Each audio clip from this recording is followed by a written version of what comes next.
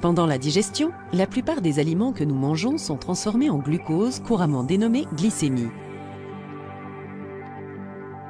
Le glucose circule dans le sang et sert d'aliment pour les cellules du corps.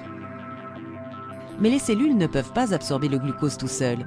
Il faut tout d'abord qu'une hormone dénommée insuline, produite dans le pancréas, se lie à la surface des cellules. Dès lors, les cellules du corps sont activées et sont capables d'absorber le glucose. Ce processus ramène à la normale le taux de sucre dans le sang. Le diabète sucré est une maladie qui affecte la capacité du corps à utiliser efficacement le glucose sanguin. Dans le diabète de type 1, le pancréas ne produit pas suffisamment d'insuline. Le glucose ne peut donc être absorbé pour ravitailler les cellules.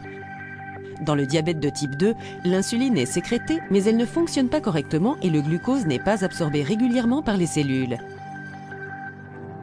Ces deux types de diabète ont les mêmes conséquences. Le glucose n'est pas absorbé par les cellules. C'est pourquoi les personnes atteintes de diabète ont un taux élevé de sucre dans le sang. Sans une absorption correcte du glucose à partir du flux sanguin, les cellules sont en manque de carburant.